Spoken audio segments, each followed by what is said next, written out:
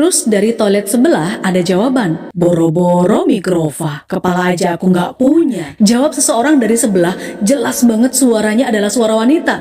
Baskara di situ langsung berdiri dan lihat ke samping toilet itu. Baskara yang penasaran nih, dia tidak membiarkan Ustazah Laila berjalan begitu aja, tapi dia mengikutinya dari belakang. Suara perempuan mengaji itu masih terdengar keras memenuhi ruangan masjid, tapi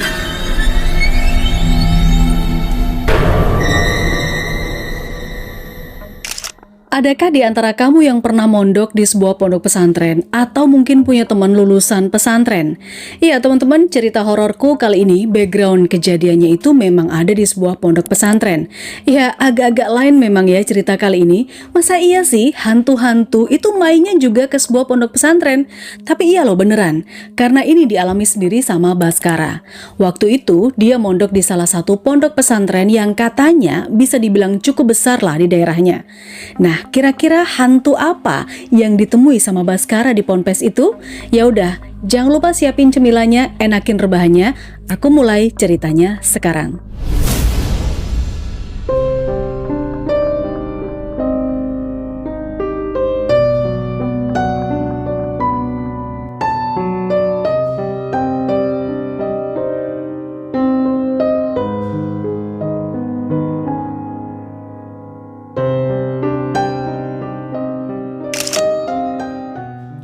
Teman-teman, kisah ini terjadi di pertengahan tahun 2006, di mana yang mengalaminya itu adalah Baskara. Saat itu, Baskara ini baru lulus SD dan akan melanjutkan ke jenjang SMP.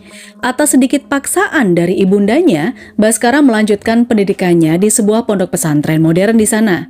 By the way, ini Baskara nggak cerita ya di kota mana, katanya untuk privasinya dia. Tapi meskipun terpaksa, Baskara toh tetap menjalani belajar ilmu agama di pondok pesantren itu.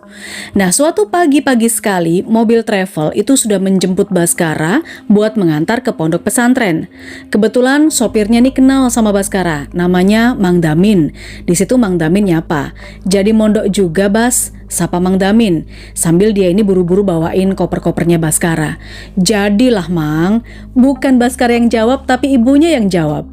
Ya, di dalam mobil ternyata udah ada penumpang lain seusia Baskara yang tujuannya juga sama, yaitu ke pondok pesantren. Sebut saja namanya adalah Rudi. Nah, di sepanjang perjalanan teman-teman, Baskara ini coba ngebayangin ya seperti apa sih kehidupan di pesantren nantinya.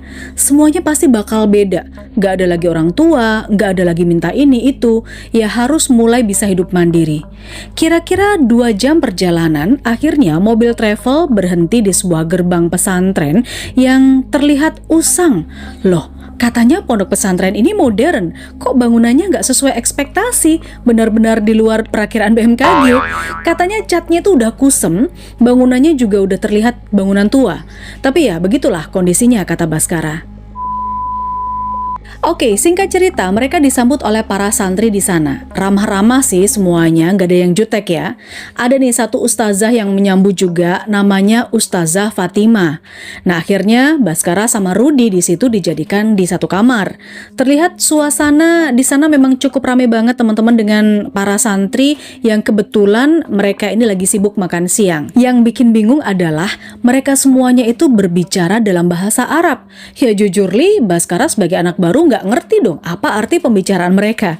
Sesampainya di kamar yang bernama As-Salam, di kamar itu ternyata diisi 15 orang, termasuk ketua kamar yang namanya Kak Saiful. Lalu singkat cerita, kira-kira seminggu di pondokan, Baskara baru mulai betah. Karena memang santri-santri di sana itu baik-baik semua. Mereka mengajari Baskara bahasa Arab dan juga bahasa Inggris. Jadi setiap hari minimal ada 1 kosakata bahasa Arab untuk digunakan dalam percakapan. Terus di suatu malam nih, saat semuanya orang sudah tidur pulas termasuk teman-temannya, lampu kamar juga udah pada dimatiin semua, Baskara ini malah nggak bisa tidur teman-teman. Iseng-iseng lah dia mengambil sebuah kamus bahasa Arab. Niatnya di situ daripada dia nggak bisa tidur, mendingan dia pakai buat hafalan. Waktu itu sekitar jam 2 pagi, suasana pondok pesantren sudah benar-benar sunyi. Pelan-pelan Baskara buka lembaran kamusnya dan langsung menemukan sebuah kosakata, migrofah, yang berarti gayung. Ya, dia ucapkan kata-kata itu berulang-ulang agar bisa diingat. Tiba-tiba dari luar kamar tampak bayangan seseorang sedang melintasi kamarnya, teman-teman. Itu jelas sekali, kayak bayangan itu adalah seseorang yang lagi pakai mukena. Ya mana mungkin ya malam-malam begini itu ada santriwati yang masuk ke dalam kawasan santriawan. Karena kan laki-laki dan perempuan dibedakan. Dia intip tuh dengan hati-hati dari balik jendela. Tapi di sana, di luar nggak ada siapa-siapa, sepi, nggak ada orang terlihat. Lalu Baskara ini kembali duduk di dekat jendela sambil bersandar ke dinding ya, jadi nggak jauh-jauh dari jendela.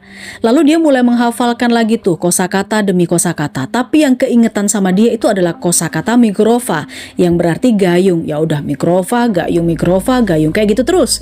Tiba-tiba ada seseorang yang mengatuk jendela kamarnya. Persis 3 ketukan. Siapa sih? Baskara mulai kesal. Lalu dia singkap tirai di sana dan gak ada siapa-siapa. Sunyi, sepi. Tidak lama berselang, perut Baskara tiba-tiba mules, teman-teman. Pengen pup, langsunglah dia beranjak menuju toilet. Nah, lokasi toilet itu ada di paling ujung gedung itu ya. Baskara nih cerita juga kalau toilet di pondok pesantren itu beda dengan toilet pada umumnya. Jadi dalam satu ruangan kayak gitu ada 11 toilet yang berjajar-jajar dan itu hanya disekat dengan tembok yang katanya sih nggak terlalu tinggi ya, mungkin segini ya. Sehingga kalau jongkok bisa ngelongok ke teman sebelahnya gitu loh. Jadinya kalau pas pup ini bisa sambil ngobrol sama teman. Seru kali ya kalau kayak gitu. Nah, malam itu Baskara langsung masuk ke dalam toilet. Nggak lihat-lihat dulu toilet mana yang proper. Setelah selesai, Baskara nih baru sadar kalau ternyata ember di toiletnya itu nggak ada gayungnya. Terus di samping kanannya, di toilet sebelah, itu dia kayak ngedenger suara gemericik air dan bunyi gayung. Tapi Baskara ini nggak melihat orang itu. Siapa sih yang di sebelah gitu? Mungkin orang itu lagi nunduk atau temannya lagi nunduk. Akhirnya disapalah sama Bas. Kak, aku boleh pinjem migrova nggak? Dia pakai kan kosakata yang barusan dia hafalkan. Terus dari toilet sebelah ada jawaban. Boro-boro migrova, kepala aja aku nggak punya. Jawab seseorang dari sebelah, jelas banget suaranya adalah suara wanita. Baskara di situ langsung berdiri dan lihat ke samping toilet itu. Benar, ada sosok tanpa kepala lagi jongkok di atas kloset. Aku kok merinding. Baskara lalu lari teriak terbirit-birit tanpa cebok. Aduh, bukan jorok ya, tapi ini dia memang takut setakut-takutnya. Santri segedung itu sampai bangun teman-teman karena teriakan Baskara yang cukup kenceng. Semenjak kejadian itu Baskara itu nggak mau lagi pergi ke toilet itu ya. Dia itu selalu menggunakan toilet di gedung sebelah yang katanya lebih proper. Oke, cerita tentang hantu tanpa kepala itu langsung menyebar luas ke semua santri di pondok pesantren. Mereka bahkan menamai setan itu dengan sebutan Ukhti Migrofah. Namanya cerita mistis ya, ada yang percaya, ada yang menganggap kalau itu hanya bualan saja, cerita fiktif. Cerita itu sengaja dibuat sama Bas karena dia mau alasan untuk berhenti mondok. Ya tapi meskipun Bas ini udah cerita soal gangguan ini ke orang tuanya, tetap aja dia harus menyelesaikan pendidikannya di pondok pesantren itu, teman-teman. Lalu teman-teman, suatu malam Baskara ini bermaksud untuk mencuci baju di toilet masjid. Keluarlah dia setelah Isya. Dia izin ke ketua kamarnya Kak Saiful. Sebenarnya malam itu juga nggak terlalu malam ya, sekitar jam 8, jam setengah 9. FYI, setiap malam di masjid pondok pesantren itu selalu kedengeran ada suara merdu Ustazah Laila yang sering mengaji tanpa speaker. Suaranya memang kenceng. Beliau ini salah satu ustazah yang sangat rajin. Nah, pada saat Baskara nyuci nih dari dalam masjid, terdengar suara merdu Ustazah Laila. Baskara suka banget nih mendengar beliau mengaji malam-malam kayak gini. Katanya bikin suasana jadi hangat, hati jadi adem, kayak gitulah kira-kira. Selesai mencuci, Baskara lalu membawa cuciannya ke belakang gedung niatnya mau jemur. Di situ dia bertemu dengan seorang wanita yang berjalan dengan santai sambil membawa Al-Quran. Kebiasaan kamu ini Bas, nyuci baju kok malam-malam. Itu jelas sekali teman-teman, suara dari Ustazah Laila. Lah, Baskara kaget dong. Loh, Ustazah, bukannya tadi Ustazah lagi ngaji ya di masjid? Ngaji gimana? Orang saya baru aja mau berangkat ngaji kok. Udah sana cepat tidur, besok kan udah harus sekolah lagi, kata Ustazah. Ustazah bener deh, sumpah aku tadi dengar suara Ustazah lagi ngaji di masjid. Lalu teman-teman, suara itu terdengar kembali dan itu suara Ustazah Laila yang benar sedang membaca surat Al-Ikhlas. Suara itu bahkan terdengar sangat keras, terdengar membentak-bentak seperti menunjukkan dirinya. Tuh kan, itu suara Ustazah. Lalu Baskara meletakkan ember yang berisi pakaiannya dan wajahnya terlihat kebingungan. Di situ Ustazah Laila lalu mengernyitkan dahi. Dia juga mendengarkan suara itu dengan seksama. Lantas, astagfirullah, katanya. Dia lalu menghampiri sumber suara itu. Baskara yang penasaran nih, dia tidak membiarkan Ustazah Laila berjalan begitu aja, tapi dia mengikutinya dari belakang. Nah, lalu Ustazah ini masuk ke dalam masjid dan langsung menyibakkan tirai pembatas barisan laki-laki dan perempuan. Suara perempuan mengaji itu masih terdengar keras memenuhi ruangan masjid, tapi tidak ada siapa-siapa di dalam sana, teman-teman. Ya, walaupun Baskara dan Ustazah Laila ini udah masuk ke dalam masjid ya, suara itu kayak nggak mau berhenti, semakin kenceng dan semakin menggema. Suasana benar-benar mencekam. Entah apa yang dilakukan Ustazah Laila waktu itu, tapi dia terlihat seperti memejamkan mata sambil kayak baca-baca doa gitu. Perlahan-lahan suara itu pun menghilang. Udah Bas, kamu nggak usah takut. Itu tadi jin muslim kok. Dia nggak akan ganggu kamu lagi. Dia cuma pengen kenal sama kamu dan menunjukkan keberadaannya. Aduh, pengen kenal sih pengen kenal, tapi ya nggak ada wujudnya gitu ya, serem ya teman-teman ya. Iya teman-teman, itu tadi cerita Baskara selama di pondok pesantren. Alhamdulillah dia berhasil tamat 6 tahun sesuai keinginan orang tuanya.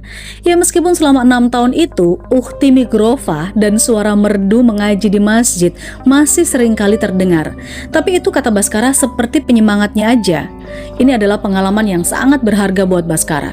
Belajar ilmu agama sambil berdampingan dengan jin atau hantu-hantu di pondok pesantren. Ya udah, sampai di sini dulu ceritanya dari Baskara. Terima kasih banyak kamu sudah mendukung channel ini. Kasih dukungan dengan kasih jempol ke atas juga. Subscribe dan ditonjok. Kita akan ketemu di cerita horor selanjutnya. Bye-bye.